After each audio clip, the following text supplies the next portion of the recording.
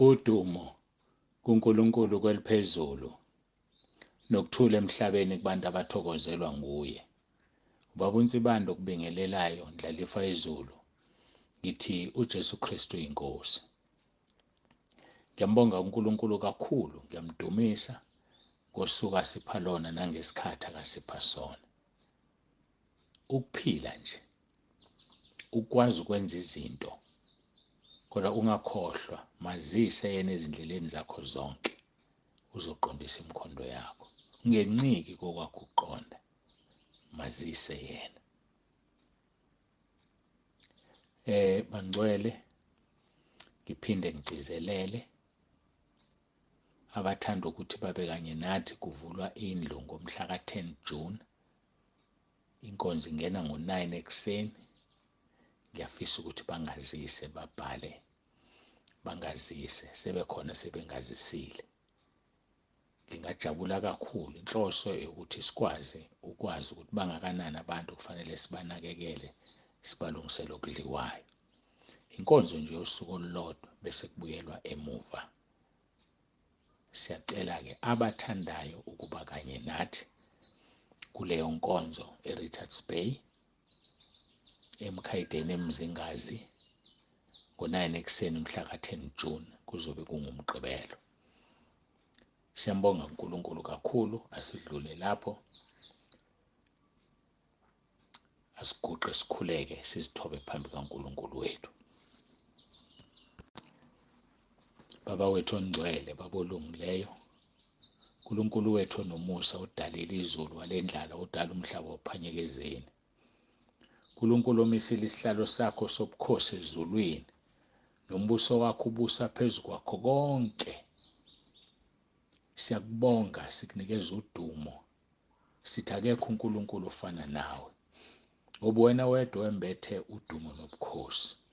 Wena wedwa ogqoke ukukhanya njengengubo.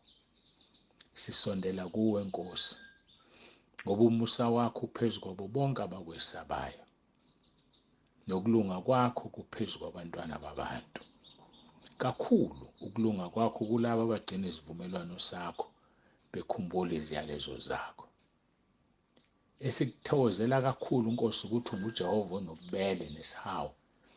Uyaphuza ukuthukuthela, uvama umusa. Awuthethi njalo futhi awugcini intukuthelo yakho kuze kube phakade. Awusiphathi njengokufanele izono zethu futhi awusivuzi njengokwamacala ethu. Siza kuwe Nkosi, ngoba kwasendulo wawusekela umhlaba nezulu lingumsebenzi wezandla zakho. Siyazi ukuthi konke lokhu kusazobhubha, kodwa wena uzohlala umile njalo. Konke lokhu kuzoguga njengengubo nanjengesambatho, uyakuguqula kuguqulwe, kepha nguwe njalo. Iminyaka yakho ayikuphela. uNkulunkulu wethu, siyabonga ukukhonza uNkulunkulu ophilayo. Siyakucela nje Nkosi ukuthi ungasusi ingxenye yey'nsuku zethu, ngoba siyazi ukuthi umumo wazo usesandleni sakho. Ubekile umkhawulo ukuthi kungabi bikho noyedwa odlulayo noma ngosuku ensukwini oyibekile. Ushilo kuMahubo 139:16, wathi insuku zomuntu zilobile, ulobe olokugcina lungakafiki olokuqala, ukuze lingenzeki iphutha umuntu adlule. Siyathobeka, sibonga ukugcinwa nokulondwa nokuhlangana ngale ndlela. Ngiyakhuleka-ke Nkosi ukuthi ube kanye nathi. Ngiyakhuleka ngegama elikaJesu Kristu inkosi yethu ephilayo. Udumo lonke Nkosi lungolwakho. uJesu Kristu inkosi. Amen. Masiqhubeke-ke nezwi lenkosi. Sisakhuluma ngayo inkonzo yokubonga nokumdumisa uNkulunkulu. Kodwa sibe sibuka nababi abaphazamisa ukumdumisa kwethu. Sibuka nababi uNkulunkulu afisa simdumise ngenxa yabo. Ake sibuka abaseThesalonika bokuqala chapter 5 uverse 16 kuya ku-22, kufundeka kanje: Thokozani njalo, khulekani ningaphezi. Kukho konke bongani, ngoba lokhu kuyintando kaNkulunkulu kuKristu Jesu ngani. Ningamcimi umoya, ningakudeleli ukuprofetha. vivinyani konke nibambisise okuhle, dedane kukho konke okubonakala kukubi. Sifunde abaseThesalonika bokuqala chapter 5 verse 16 siya ku-22. Masikhulekeni singaphezi. Ziningi izinto esibhekene nazo zibiza ukuthi umuntu akhuleke, zibiza ukuthi umuntu angene emkhosini. Ngiyathanda ukuyigcizelela lento bazalwane, singakayi lapho kuMahubo 103. Enye yezinhloso zekhaya lezwi ukuthi nifunde ukuzikhulekela. Ngiyafisa bazalwane, zintathu izinto engifisa udlule kuzo ukuthi uma usuhlulekile bese ucela mina ngikhuleke. Ngoba ngempela mase ngifile uzocela bani? Mase ngifile uzobe efileni uNkulunkulu wakho? Angena mina uNkulunkulu wakho. Ningangikhonzi bazalwane, ngiyacela. Ningangixabanisi noNkulunkulu. Ningangikhonzi. Masikhonzeni iNkosi yethu uJesu Kristu. Uthi umpostoli Paul mayebhala eholo moya kaNkulunkulu, abantu mabasazi ukuthi singabaphathi beyimfihlakalo zikaNkulunkulu nezikhonzi ezikhonza iNkosi uJesu. Asikhonzi umuntu. Manje inhloso yala ukuthi nazi ukuthi uyakwazi ukuziyela uNkulunkulu, ukuthi nibe empowered, umuntu abe namandla okuziyela yena kuNkulunkulu. Yibani empowered bazalwane? So-ke izikhali esizinikeziwe, number 1, vuma uJesu ngoRoma 10 verse 9. Akukhathalisekile noma ungumzalwane, noma ungumfundisi, noma uyibhishobhi, noma umpostoli. Vuma uJesu ngoRoma 10 verse 9. Xolo. Uma ukukhulekelayo usuvuma uJesu ngoRoma 10 verse 9 kungalungi, kufanele uvume izono zakho phela. Bhuka, bhale phansi izono zakho.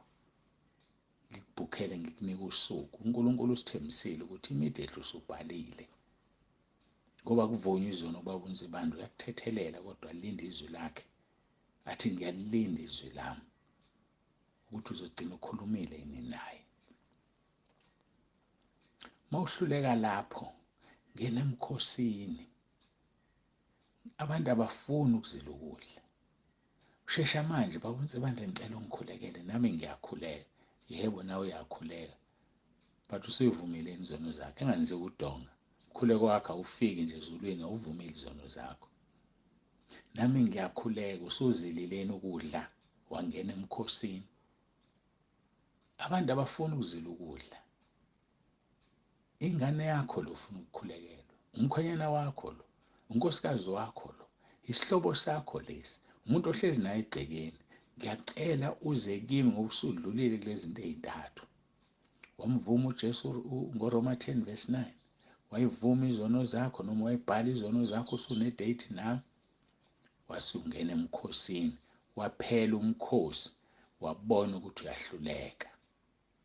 Kodwa mina ngiyakuthembisa ngeke uhluleke kulezi zinto zontathu. Ikhali bazalwane sizinike uNkulunkulu ukuthi siphile ngazo kuze namhla ubaba uNsibande edlula kulomhlaba, uma uJesu engakalandi ibandla, sikwazi ukuphila sazi ukuthi nazi ikhali sizinikezwe uNkulunkulu. Anizinikezwanga ubaba uNsibande, sizinike uNkulunkulu, izikhali zikaNkulunkulu zamaKristu. So-ke ngiyacela nje bazalwane, okunye uNkulunkulu asibusise ngakho. Abanye ngenxa yokuthi ulayini usumningi noma igroup inkulu, uyacela akhulekise entweni ethize. uNkulunkulu approve ukuthi leyo nto ayikuphilisi mina, avela akuphilise ngingakayifundi ne-voice note.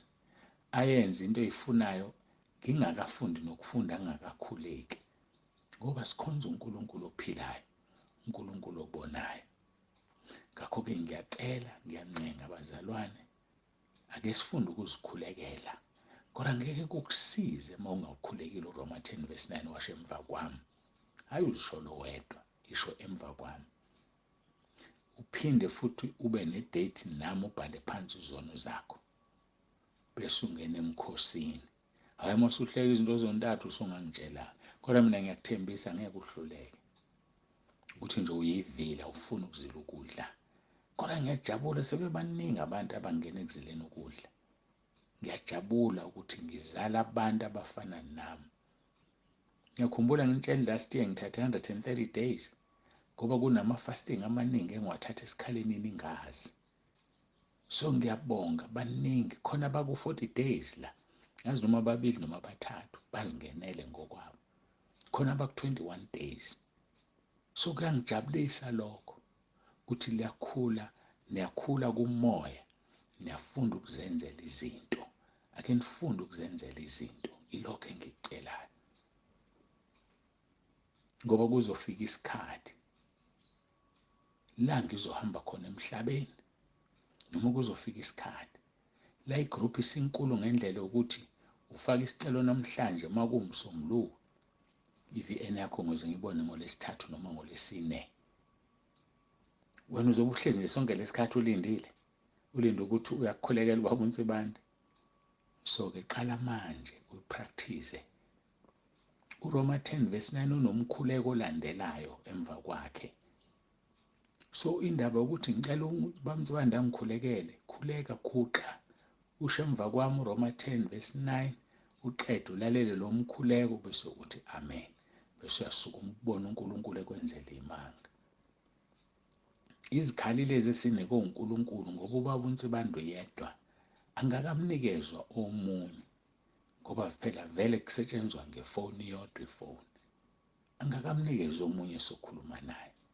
So uNkulunkulu kudala amasu namaqhinga ukuthi sisizakale ngomuntu oyedwa amenze aziduplicate ngama-VN engimthumelela wona. Njengalabo abangena emkhosini usembula uNkulunkulu ukuthi ngoba baningi abangena ngosuku kunzima ngifike ngikhulekela abamaphupho sefuna ngikhulekela athi umuntu ngiqala umkhosi kusasa qala umkhosi cha sengithumela izwi 1 Samuel chapter 1 verse 17 elithi makube njengokucela kwakho. Sengikhulekile mangenze njalo. Ngani wenze njalo umpriest wakhulela uHana. uHana wayenganabo abantwana ekhuleka ethempelini enze isethembiso uNkulunkulu ethi nginika umntwana umfana mawunginika ngizombuyisela kuwena.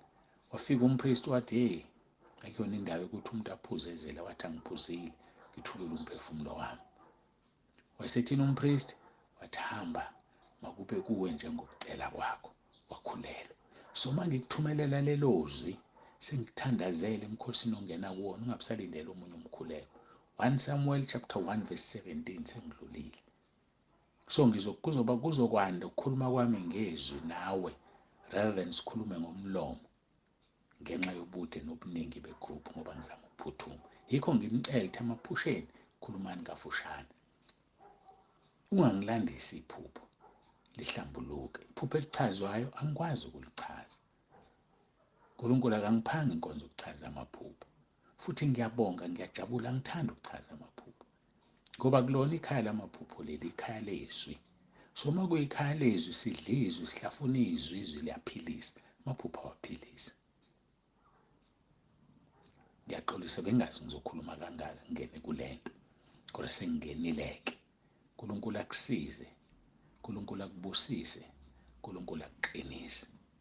Dumo lonke ngilinikeza yena lungolwakhe lumfanele. Asisayile lapha ya.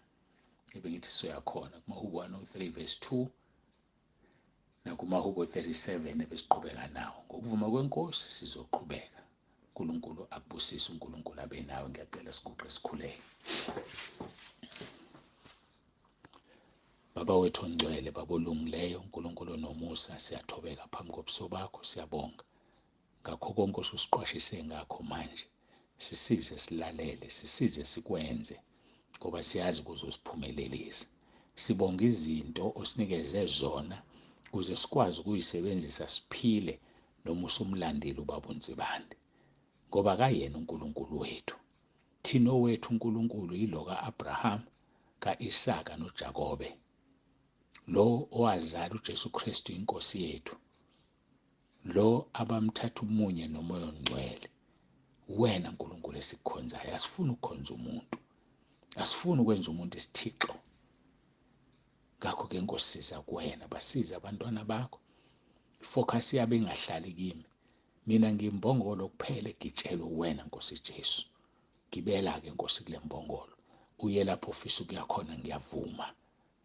Ngiyakhuleka Nkosi ukuba ungilondoloze nami kuze kube usuku engiphuma ngalo umphefumulo ngiye ekhaya ezulwini.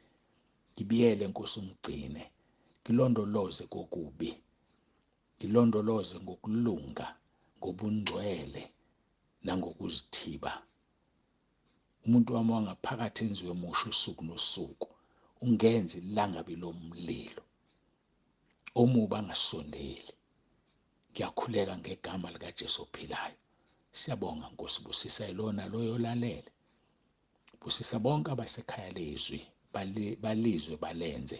Busisa bonke abasentabeni yendlu kaJehova, balizwe balenze. Nalabo abazoyithola lenkonzo iposo ithunyelwa kubona, basize Nkosi, bakhule kukwazini baze bafinyelele kulazini iqiniso, basindiswe. Siyabonga ngoJesu Kristu ophilayo. uJesu Kristu inkosi. Amen. Ubaba uNsibande obongayo novalelisayo, ube nemntambama enhle. uJesu Kristu inkosi.